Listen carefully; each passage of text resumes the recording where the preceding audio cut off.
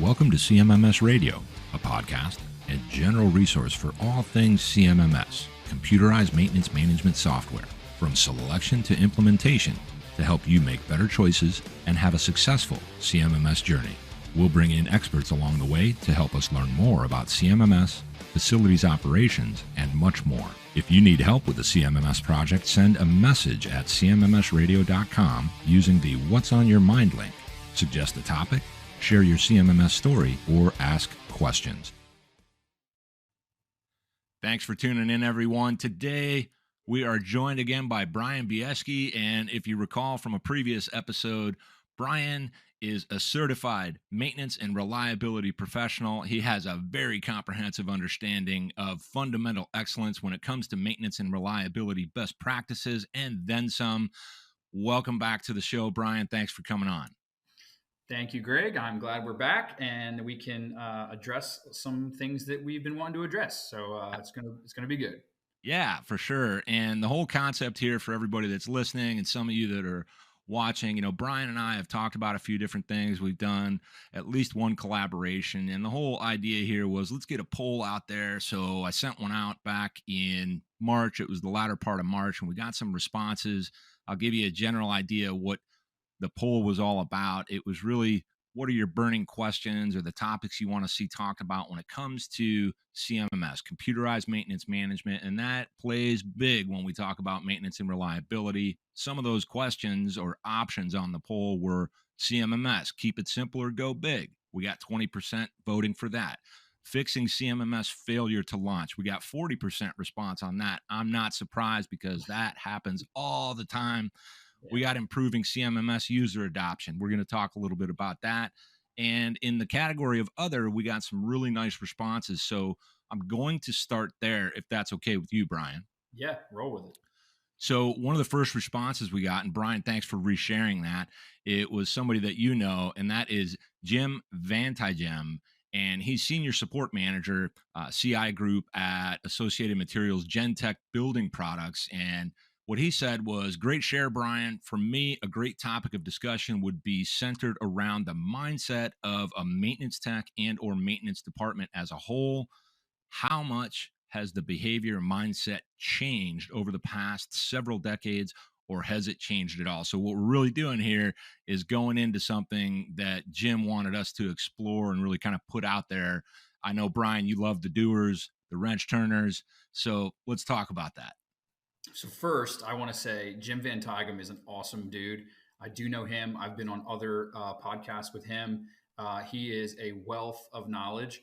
He's probably testing me with this question, but Jim is awesome. If you don't know Jim, please reach out to him on LinkedIn. He's an awesome dude, wealth of knowledge. CMMS. He was a mechanic himself. He's been a doer his whole life, and I'm glad to call him a friend. So Jim, for you, I think that I've been called an old soul in my life because I did cherish the work, right? In the beginning, from a maintenance technician standpoint, I was very involved in wanting to do the work. And I worked alongside people that were similar to my age that wanted to do the work. And I also worked alongside people who were twice my age who had been doing the work.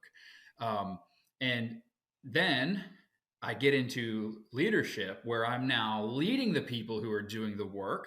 And I can't say that all of them, to your question, are interested in doing the work as much as I was interested in doing the work.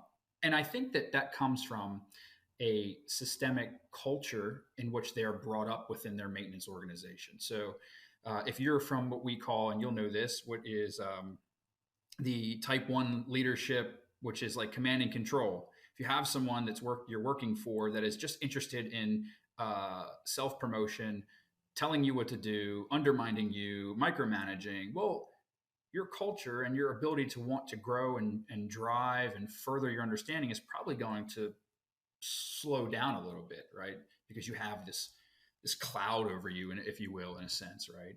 And that can be in the past and then even today. But people get in their ways, and the culture dictates, the environment generally dictates that for each individual. And it takes leaders like us, you and people we know, to get in there and go, tear all that stuff off of them and say, look, we hire smart, competent people because you know what you're doing. It would be counterintuitive for us to hire smart, competent people and then tell them what to do. Um, so, so I think that there is a slight change. I will say this, that the work ethic of the people that I know that are of a much higher age than me that work in my departments, it's very different. They're a little more invested in what's going on. Don't hear me say that people my age and younger are not vested, because they are, but it is something that is recognizable. And then as we move into younger than me and some of my generation, it does kind of shift a bit, where it gets more into the how can I go fast? How can I jump levels? How can I get to where I want to be very, very quickly, as opposed to doing all the work and the natural progression and steps to get myself to that? They want to, and I'm guilty of it too, wanting to jump the line a little bit, right, as we make advances in our understanding. But I mean, I believe that there's some difference, but I think it's like an overlap, like one scale blends into the other as the generational changes come together. But yeah, great question. And I will say this, that the way that you can get beyond those things is, of course, building trust with the team. Get out there, do the work with them. If you can't do the work, be a support for them in doing the work. Remove roadblocks out of their way so that they can be the expert and do the work, and just constantly build trust, garner trust, and get things out of the way for growth. So that was my question. Please, Jim, hit me up and let me know how I did, because you're definitely someone I look up to in this space. So I appreciate the question. And I really like the answer. It reminds me of some of the things that you and I talked about in the past, Bryan. These ideas behind how we really kind of empower people. We're here to facilitate if we're in a leadership role. If you're part of that team, maybe you're mid-level or anything else for that matter, when the roadblocks are cleared or you present a challenge and somebody has an intention behind trying to solve that challenge for you so that you can keep, in a sense, running and gunning, slinging the wrenches, getting stuff done. That's what leadership really needs to be doing. And they get caught up in their own things as well, because they've got a job to do. So I really like that answer. Now, one of the things that Jim added to his question was about accomplishing tasks versus getting people to accomplish required tasks not being as easy as it sounds, right? So the less spoken topic about the maintenance mindset, that he considers to be a little bit taboo, where we're really calling it out. So what you're really talking about is culture feeds into or actually allows for those behaviors that are a bit more productive, efficient. There aren't shortcuts. It's this concept you mentioned previously on our last episode, where fundamental excellence comes from these basics that people do extremely well. So is that a pretty good way to summarize where the rubber is going to meet the road when you're trying to empower those teams and get them to do further adoption on their CMMS platforms or otherwise? Yeah, I mean, you'll hear me say it all the time, is going back to the things that keep the wheels on, as you would say, right? And to Jim's point, and I think him and I have talked about this in the past, is like, and I think it was his analogy, right? Is a machine or a person is under stress, right? It's under applied stress, and we can either help that stress get bigger and more and worse, or we can help start to reduce that stress, right? I think he called it the applied stress of something. He's smarter than me. He'll I'm sure he'll respond, but yeah. So we have to be thinking about how we can unchain not just the hands of a technician doing the work, but the mind as well, and ensure that they are psychologically safe, they feel comfortable, and just let them do the work. I just want to keep it as simple as that. And of course, right, I mean, everyone is going to have individual scenarios that are not this cut and dry, right? We talked about that too, Greg. It's like, I'm not saying that all this is the answer to everything. Like, everybody has this particular person or program or whatever that is just very unique, and those are things you're gonna have to mold with, right, and leverage your own experiences and whatever. But yeah, that's where I'm at.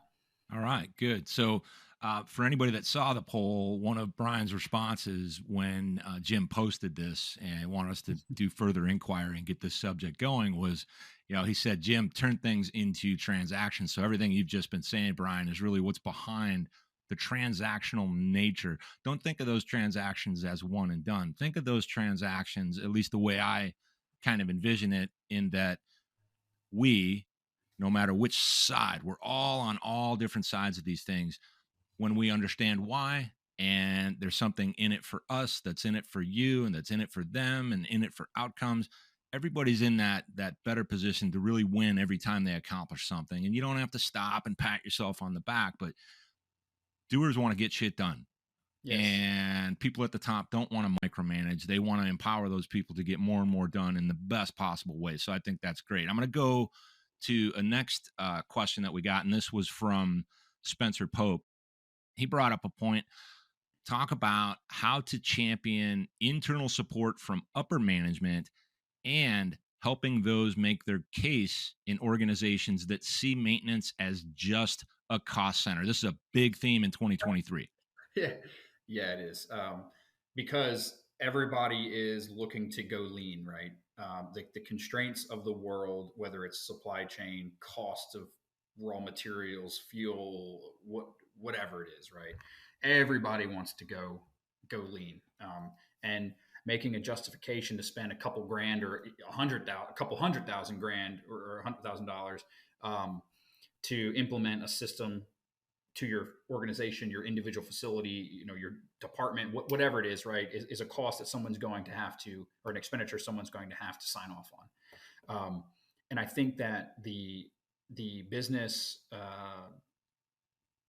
or the business like driver for that is really unique to each individual business. I don't know budget constraints and things like that, right? But I would say this: if you have a rough idea of what your manpower, what your technicians are paid, what your planners paid, what your supervisors are paid. If you have a rough idea of what they're paid and you can deduce that to an hourly wage, and then you can talk about how much stagnant time, from a very fundamental standpoint, how much stagnant time there is in the day and how much downtime that you have, you can come up with a number to say, this is in theory what we are losing or wasting our manpower / money on, right?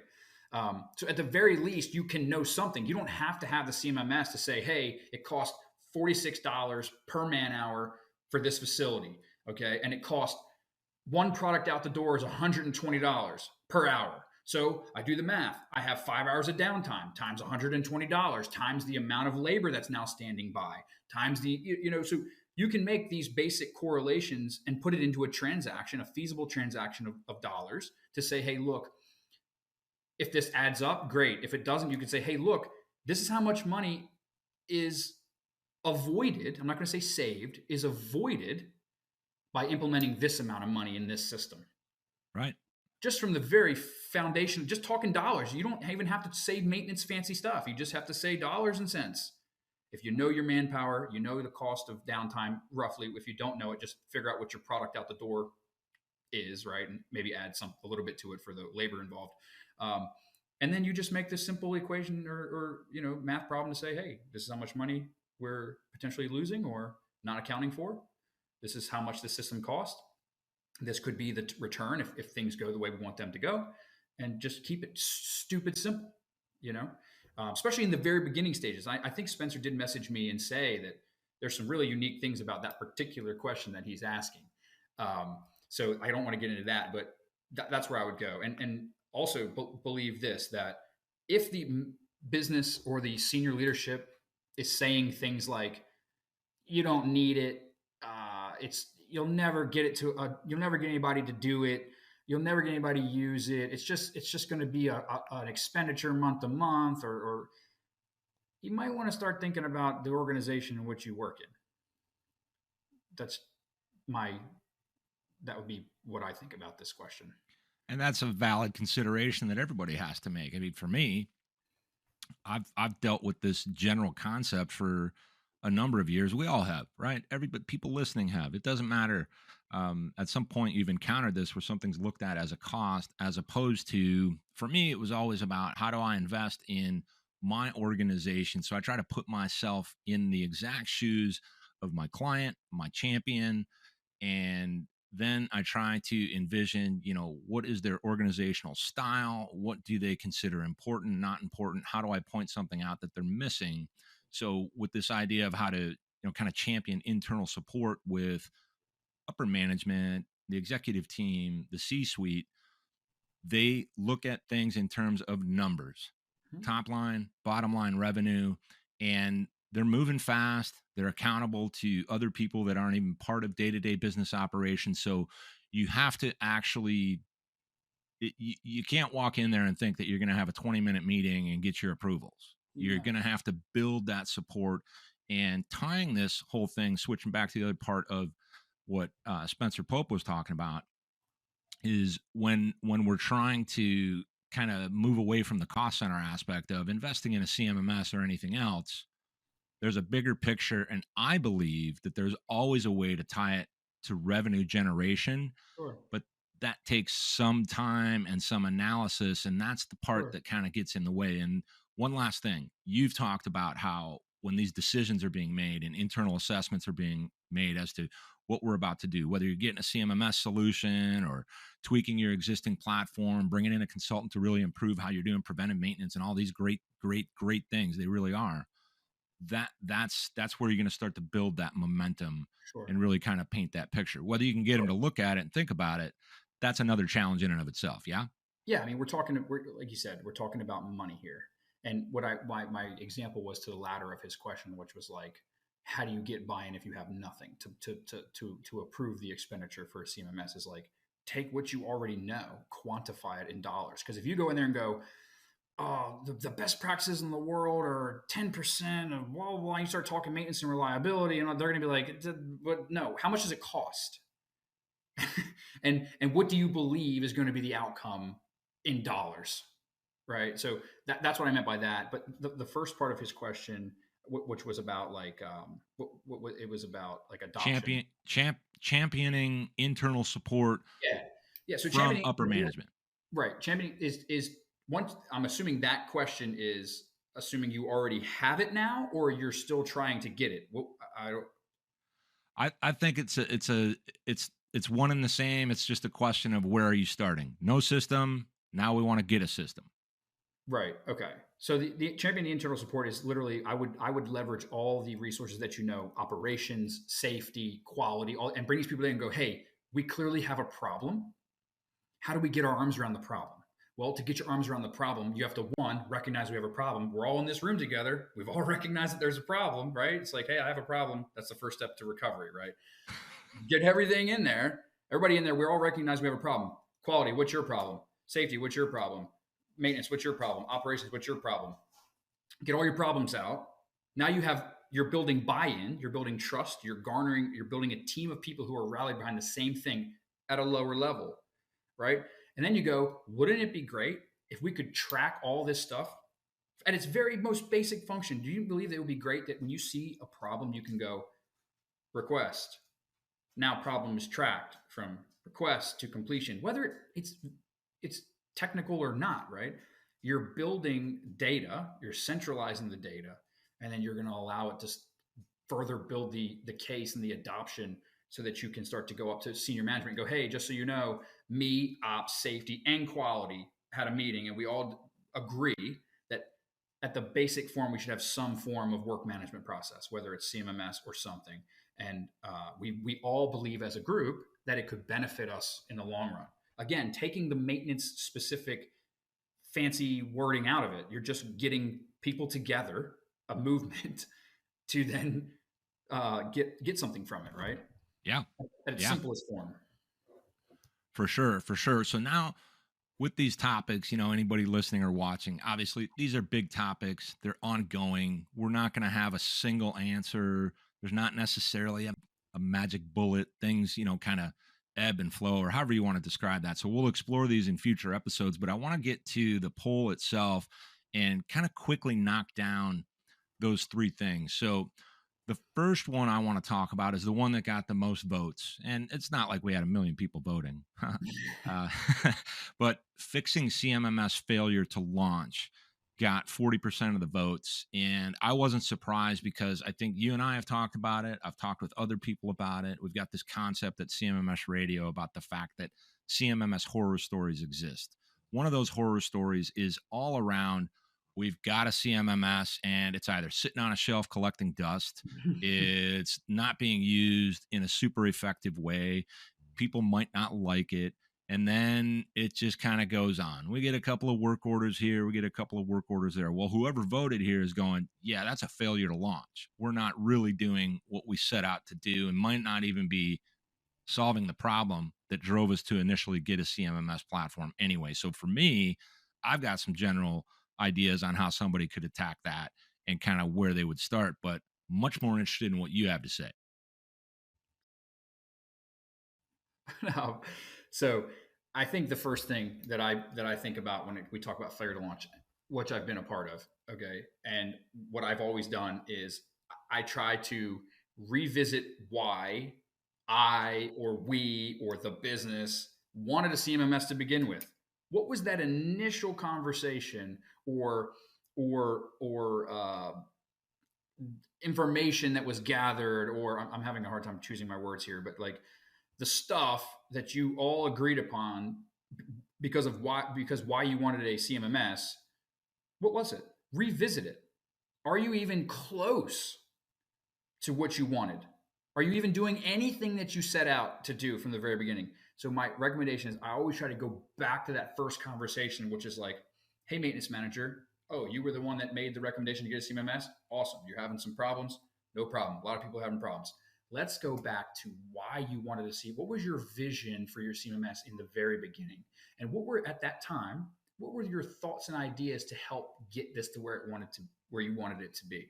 So I'm like talking about like starting in the beginning, going from where you are now back to the beginning. And it kind of, what it does is it reignites in a sense the thought process of the person or the organization is like, whoa, why yeah, I forgot. Now we're tied up in, we don't even use the thing, and we're talking about adding sensors to it, or we're talking about how we need to start pulling reports out of it. It's like, well, let's go back to why we wanted it. And then when you go back to the reason why you wanted it, then you need to systematically address if all of the appropriate basic data has even put in the thing.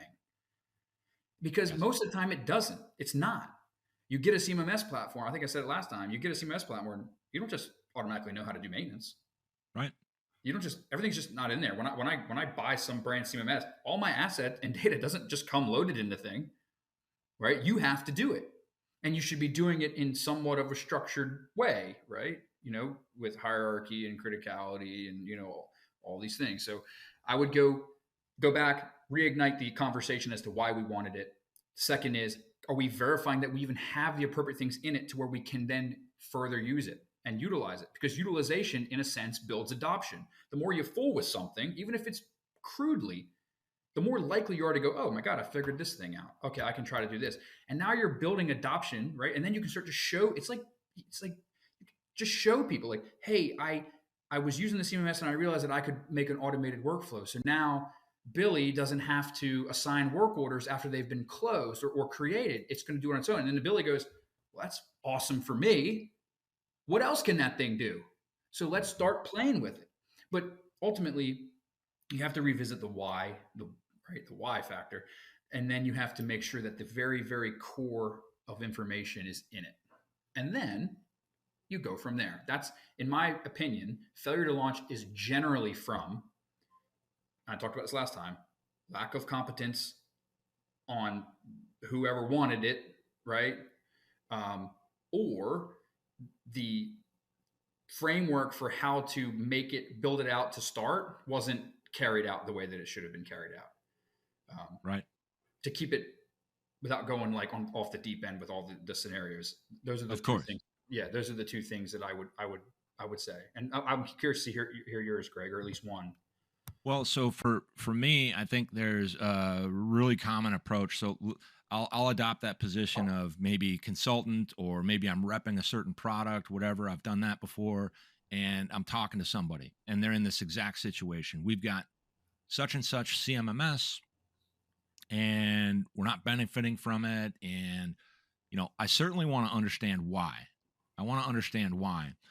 But my real goal initially, if I just want to be a good consultant, is I want to say, let's understand what we have, and within what we have, where are the gaps that you weren't able to see that I might be able to see that we can fix, or where are the problems, and are those problems that we can live with and benefit from this? Because if you're stuck with a platform, and I like to use the word stuck because that's the reality. We're people, okay? We're stuck with something. Well, you have to make the best of it. And then there's this idea organizationally or within those teams that, well, if we want to get away from this thing anyway, why would we do that? And it's like, that's important. That's something you got to draw out in discovery, because now you know what the problem is. And then you know there's a secondary problem that they'd much rather not even be in this situation.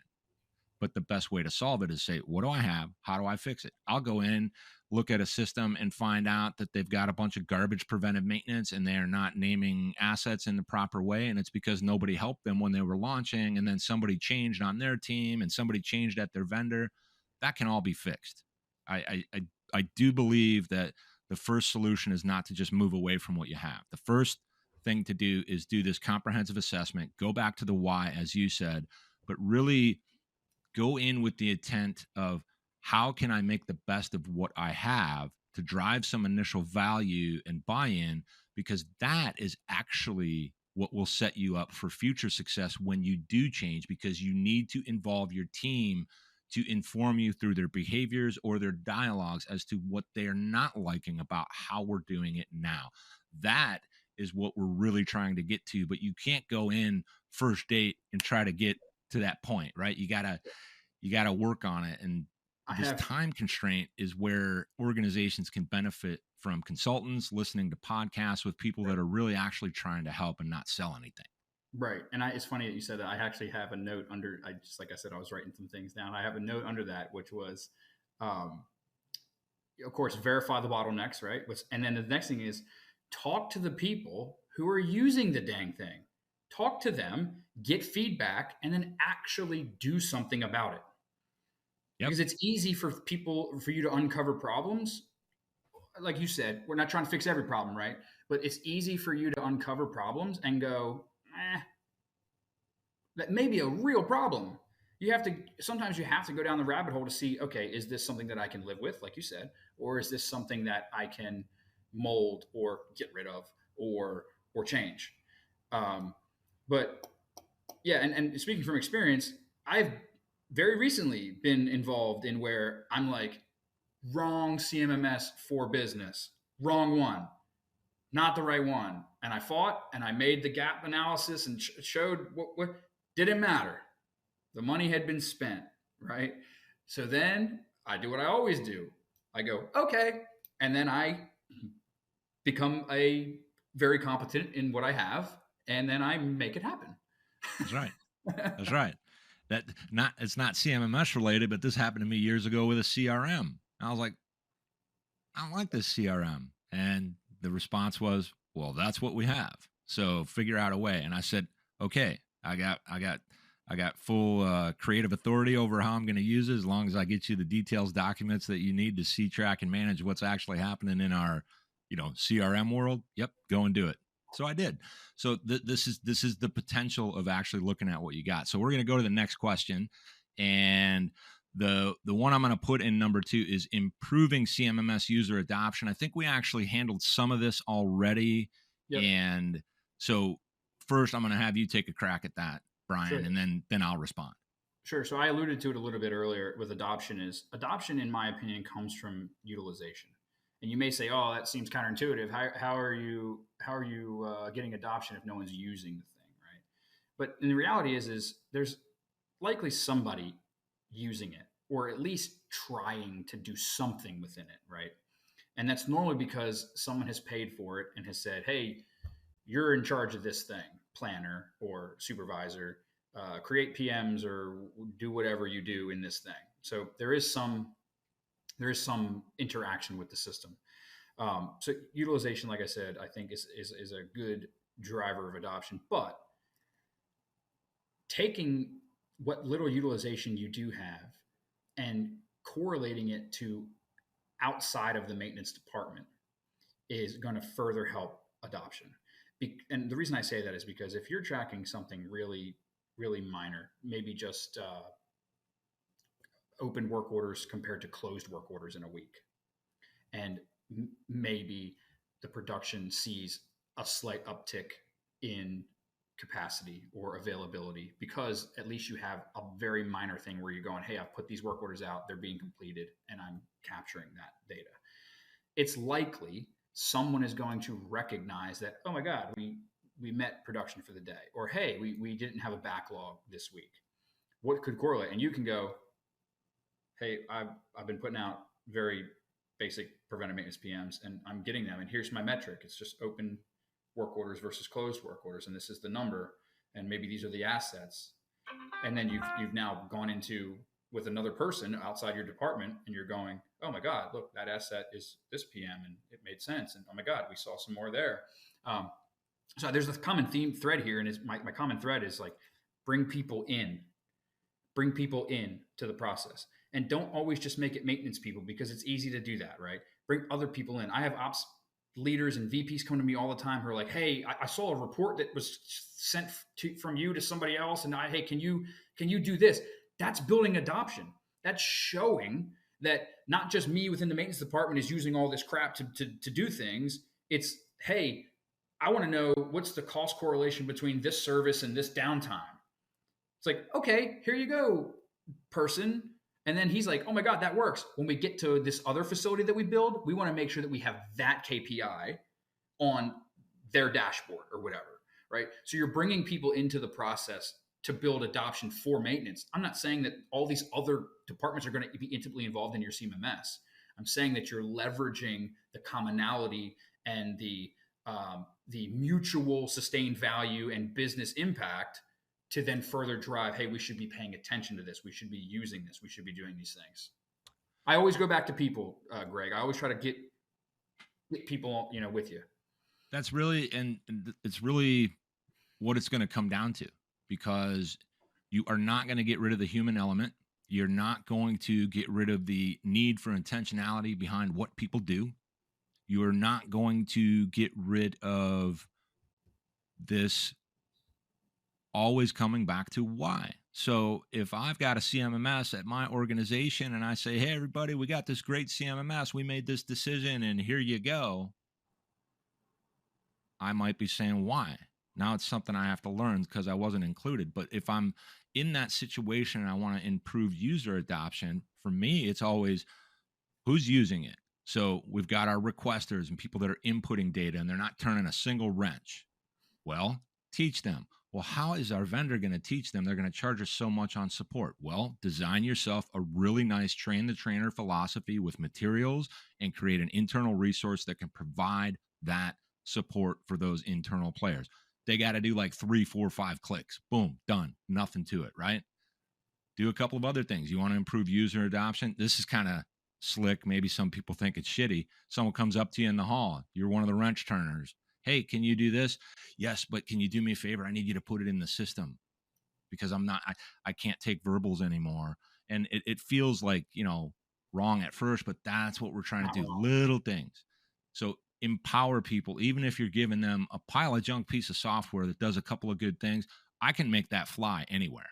I feel I would say anybody that wants to reach out to me, if you're jammed up on user adoption, if you're jammed up on a failure to launch, just let me know about it. I'll see if I can take a shot at it. Worst case scenario, you're going to learn that I can't, and you're going to figure out another place to look for those gaps. I mean, that's really what it is. It's funny you say that, because we have at this current organization and others, we always have this standing order, which is if I'm working on something and I don't have a work order, I need to be asking myself why I don't have a work order.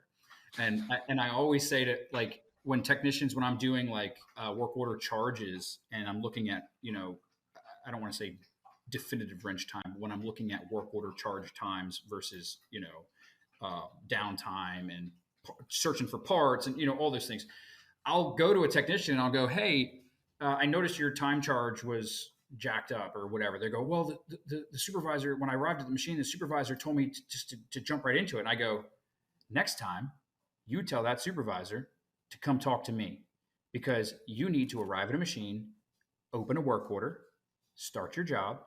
When you're complete, you close the work order, and then you move on. That is, at its very core, that is what happens. And I don't want anybody derailing that. Work That's order right. or nothing. Work order or nothing. Yeah, and that I would add to that. That's not to take away autonomy or anything else No, like that. It's actually the opposite. It creates a lot of empowerment because you create this structure, at least with a framework that has some internal variability, so you can make some executive decisions. I mean, we're human sure. beings, but you know what you're supposed to be doing next. So now I'm going to go to the first question in the poll, and this way we kind of can explore these a little bit further later. But let's knock this one down pretty quickly. And it was, I was just spitballing, CMMS, keep it simple or go big. So let me define a little bit more about what I meant by that. Do I keep it simple and do I just start? I need to get a system because we don't have one. Or do I go to the nth degree and try to imagine all the future states and subsequent future states so I can grow into something with the intention over the next 3 years, we're going to get super complex? And I know part of the response you would have is going to address the it depends. Of course, there's the first thing I wrote down. That's some pretty good guesswork. First thing, depends on the business drivers. Yeah. Yeah. And Yeah. that it's for me, if you don't have a system and you've got a problem and you've got a system that's going to work to solve that problem, I do think it's okay to start, proceed, keep it simple, and use that as the opportunity to become more complex as your maintenance maturity improves. That was my next thing, was what's maintenance maturity? I Everyone, I promise we didn't talk until we got on the session today. This I is have this one is more thing. Let's see if you can guess it.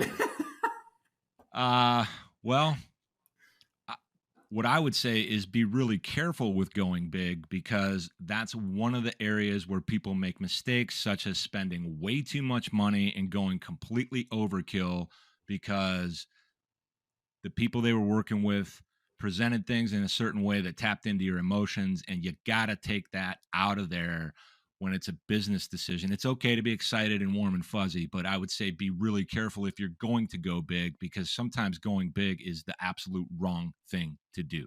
Right. And you know what's crazy is when we think about CMMS companies, um, we talk about going big or keeping it simple or going big. A CMMS companies are smart, right? They literally give you the option to keep it simple or go big, which is Mhm. why you have free versions, business versions, enterprise versions, all these different versions, right? So Mhm. I would say that it's super smart and all of them are doing it. But one of the things I was going to say is scale and the vision, right? I know you don't always know those answers in the beginning, and that's okay. But if you are getting yourself locked in with a system, make sure that they do have a program progression.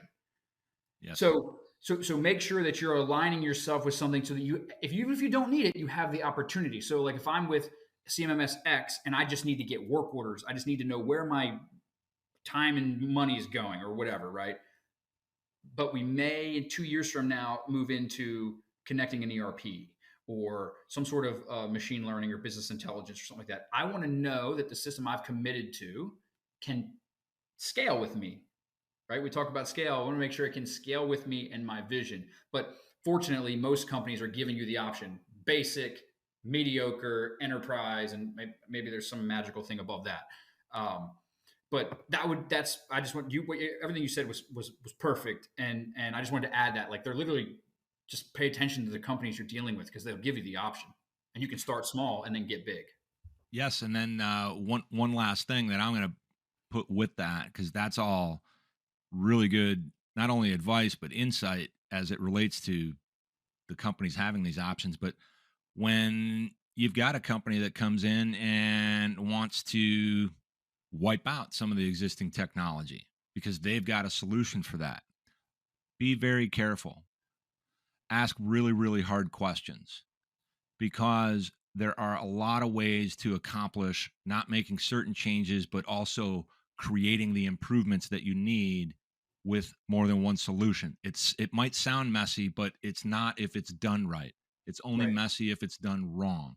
Right. So be very careful of that, because obviously I can solve these other two problems, and then you start thinking, wow, we can get rid of that, and that's gonna save us $22,000 a year over here, and that might not save you anything. That might hurt you, and you might never, ever, ever solve that problem as well as you already had solved it. So be Right. very careful with that. Right. And I And think, also, go ahead. Sorry, Greg. Go ahead. oh, you go. Well, I was going to say also to add to that is I've heard people say that when people, salesmen, whoever, they're coming in and they're wanting to impress upon the changes that you're talking about, be very weary of people who promise things, and say and use keywords. I call them buzzwords, which are words like predict, savings, all these words that when I talk to people and I hear these words, I'm going, is he sure about that? Because there's a lot that goes into those two words, savings and prediction, right? I'm not saying you can't.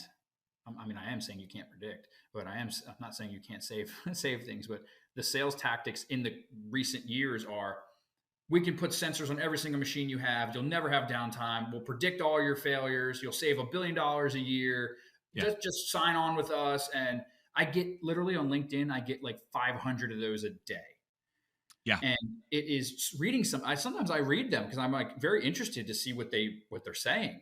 And some of them are legit, where they're like, hey, we have this technology, it pairs with A, B, C, and D. You have the potential to realize A, B, C, and D. And others are just straight out crazy. So I agree with you.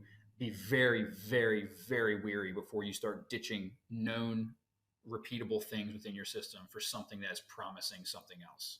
Yeah, and if you get in a situation like that, a jam, if you want to call it that, where you're not quite sure what to know or understand, try to reach out to somebody that you know, or somebody that knows somebody that'll spend 20 minutes with you and say, hey, look out for these three things or those three things. Most people that want to help you out in that way, they're not going to charge you for it. They're just going to spend 10, 15, 20 minutes on the phone with you and just help you out. You got a couple of guys here that are willing to do that kind of a thing, and there's a bunch of them out there. So you do not have to jump right now. The ship is not passing you by. Ask the questions, reach out for the help. And, Bryan, this was great. We're going to keep doing this on somewhat of a regular cadence, depending on how the schedules line up. But I really appreciate you being here today. I'll refer anyone to, get in touch with you via the email that you shared on the previous episode. I'll put that up. But any closing thoughts for you? No, I think it's wonderful. And like we've been saying, we've been talking, Greg and I have been talking a lot. We've been thinking about a lot of different ways to approach. And just to be honest, we really like the raw, like we're not planning these, we're not pulling up crazy pictures and graphs and like just the raw two sides of, I come from getting out there and doing it this way or this experience. And Greg has his doing it this way and his experience, and just blending the two for an opportunity for someone to grab something out of it and go, hey, that might work. I'm going to give that a shot. It might work. We're not here, like we talked about just before this, we're not here to sell you anything. We're not here to say we have these answers. It's just ideas and experience, and we're wrong a lot, but we are right sometimes. And you could be wrong a lot and right a lot too. We want to help you be right and wrong. Yeah, no, it's great. And I think we're going to close on that note, but it's something we'll keep going, everybody. If you have some feedback on this episode, previous episodes, you got a topic, anything like that, you don't have to wait until I put a poll up on CMMS Radio on LinkedIn or anything like that. Just reach out, hit the website. I've got a What's on Your Mind link at CMMSradio.com. And everyone, thanks for listening. And Bryan, thanks again for the time today. Thank you, Greg. You got it. It's my pleasure. Did you find this episode helpful? Please send us some feedback, suggest a topic, or ask a question. Reach out to CMMS Radio if you need a co-pilot on your CMMS project. Visit CMMSradio.com and use the What's on Your Mind link. Thank you for tuning in to CMMS Radio, your resource for all things CMMS, from selection to implementation to help you make better choices, learn from industry experts, and have a successful CMMS journey.